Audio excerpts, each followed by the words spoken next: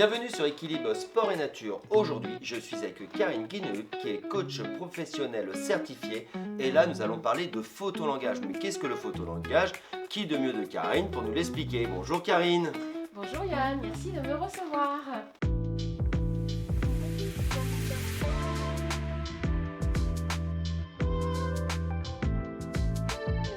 Photolangage, ça veut dire beaucoup de choses.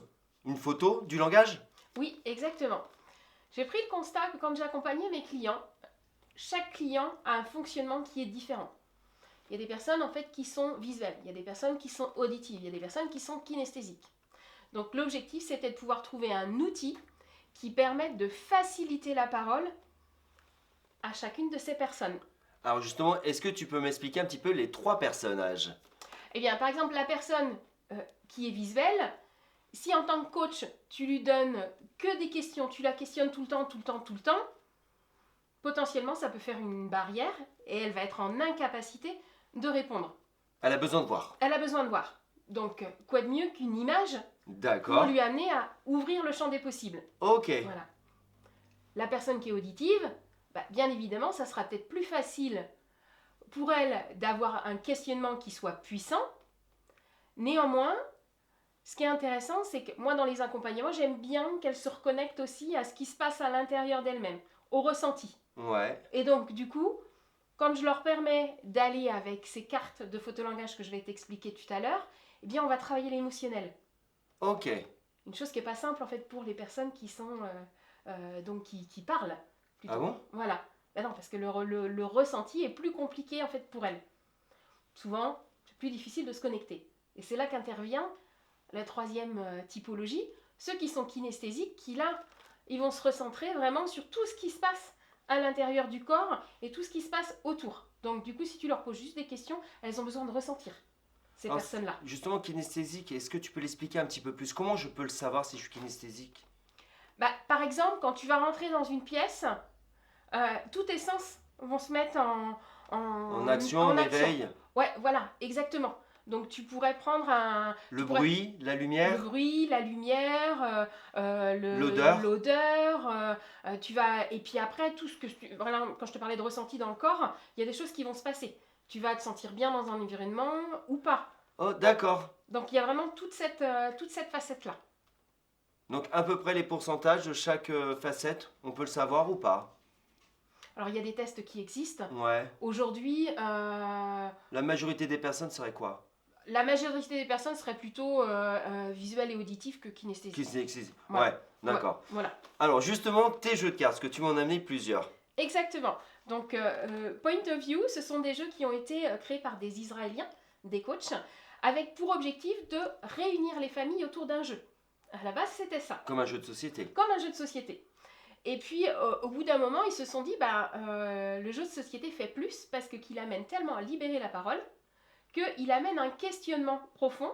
Et donc, ils se sont dit, pourquoi pas développer la gamme et aller outiller des professionnels de l'accompagnement avec ces outils-là. D'accord. Voilà. Donc, comment ça se passe? Les outils Point of View, je vais te montrer des cartes pour être plus précise. Par exemple, dans mes accompagnements, je vais aller chercher qui est la personne aujourd'hui et qui elle veut être demain. Alors, il y a deux possibilités. Soit tu te dis, moi je m'appelle Johan, tu te regardes dans la glace, t'es Johan, et puis demain, je veux... je vais être sur TF1. Voilà, exactement, et tu vas t'identifier, oui, exactement, à un journaliste de TF1. Voilà. C'est un des plateaux qui va manquer. J'ai fait France 3, TV Nantes et TV Vendée. Mais donc ça va TF1, voilà. Exactement. Donc je suis Johan qui me regarde devant le miroir aujourd'hui sur notre plateau Équilibre Sport et Nature, et demain je vais aller sur TF1. Exactement. Donc il y a des personnes qui ont cette capacité de visualiser. Oui. Et puis il y en a d'autres qui se disent, non, moi j'arrive pas à visualiser et moi je vais les aider à visualiser. C'est-à-dire que j'ai des cartes, donc des cartes qui sont en noir et blanc et qui correspondent à des visuels de personnes. Donc je vais leur demander d'aller choisir le visuel de comment elles s'identifient aujourd'hui et comment elles s'identifieraient demain. Donc là, je dois choisir une carte, comment je me sens, qui tu es aujourd'hui. Qui je suis aujourd'hui. Ouais, qui tu es aujourd'hui. Donc là, on en a mis un petit peu partout. Oui, mais c'est pas grave. Alors, il y a 90 cartes, donc Ouais, je vais aller peut-être vite. que tu vas pas faire les 90 cartes. Non, non. Mais en fait, je regarde vite fait les cartes et c'est vrai que je pense que beaucoup de personnes, je m'imagine en même temps ce que les personnes peuvent s'imaginer. En voyant par exemple celle-ci, on peut se dire bah, je me sens pas beau, je suis gros, je suis gras, je suis ceci. Et en fait, c'est qu'on se voit pas forcément qui on est.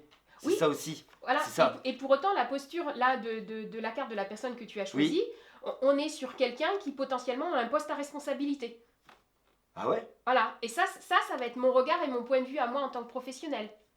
Et toi, ton point de vue, il va être différent. La première aujourd'hui, ça serait celle-ci, je suis rêveur. D'accord. Ok. Donc je la garde. D'accord, tu es rêveur, tu la gardes aujourd'hui. D'accord. Ouais. Donc là, par exemple, sur cette photo, c'est bien toi qui es en premier plan. Tu n'es pas la personne effacée Non, en deuxième premier plan. plan. Ok. Et là, je suis rêveur sur mon projet. C'est ça que ça veut sur dire. ton projet. Ouais, exactement. Mais est-ce qu'après, je dois aller chercher une autre carte pour visualiser plus tard? Oui, tu peux aller chercher une autre carte pour visualiser qui tu veux être plus tard.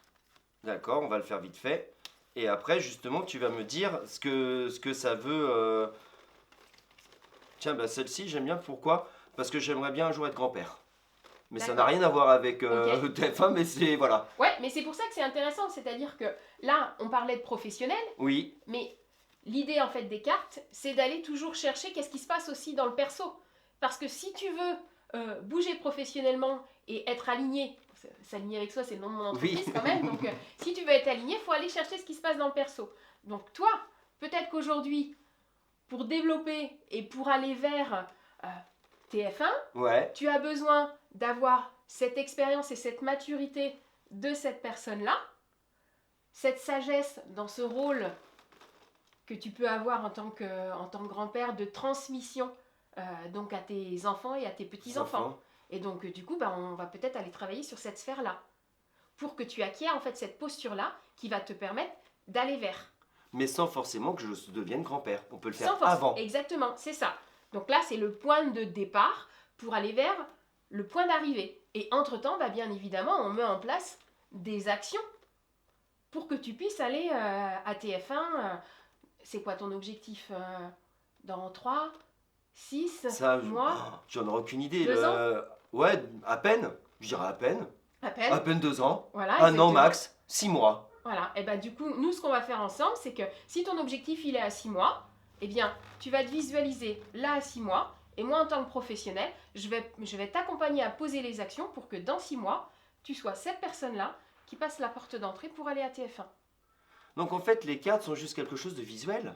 Oui, exactement, mais après, tu vas aller chercher l'émotionnel. Là, quand tu regardes, en fait, cette personne-là, quelle émotion elle te procure, en fait, pour toi? Ça ne sera pas la même émotion que pour moi. D'accord, ok. Bah, ouais, alors la photo j'ai pris, là le monsieur il a comme si il y a comme un côté où il va se cacher quand même. Ouais. J'ai l'impression qu'il se cache quand même. Il a envie, mais il ose peut-être pas y aller. On va dire ça. Exactement. Donc du coup, moi en termes de questionnement, je vais te dire, pourquoi tu te caches? Ouais. Qu'est-ce qui fait qu'avec ton bonnet tu te protèges? Donc tu vas me donner l'envie. Je vais te donner l'envie d'aller vers, et puis la prise de conscience des actions que tu vas devoir poser. Et là, c'est là qu'interviennent en fait les autres cartes et les autres process qu'on va pouvoir mettre en place.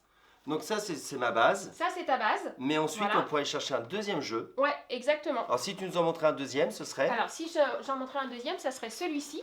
Parce que, il s'appelle Puntu, mais je l'appelle mon petit sac en jean. D'accord. Pourquoi? Parce que tu peux le glisser dans ton sac à main. Et donc, du coup, voilà, quand tu te questionnes, quand tu es en période de doute, tu sors ce petit jeu-là. Et puis, ça te permet d'avancer. Donc là, ce petit jeu-là, hop. On va faire attention de ne pas faire tomber les cartes. Ouais, exactement. Ce que je vais faire, c'est que je vais le poser au sol. Là, l'objectif, c'est que, de la même manière, tu vas choisir une carte, mais cette carte-là, tu vas la choisir face cachée. L'objectif, ton intention, c'est, par exemple, qu'est-ce que je mets en place pour aller travailler chez TF1 dans Pas forcément travailler, mais y aller. Y aller. Voilà, y aller. Exactement. Donc là, je choisis comme un oracle. Comme un oracle. Après, c'est pas divinatoire, non, ça va pas te dire, mais sur le principe... Eh ben, je choisis celle-ci. Okay. C'est une girafe.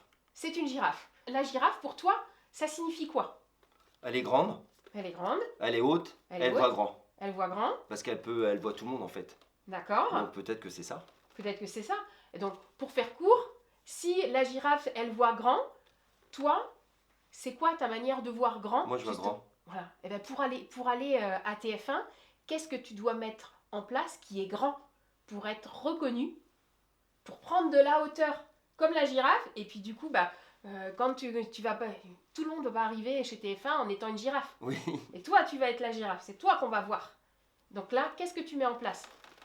Ah ouais, donc en fait, ça peut vraiment aider et aiguiller des entrepreneurs comme des gens dans une situation. Exactement.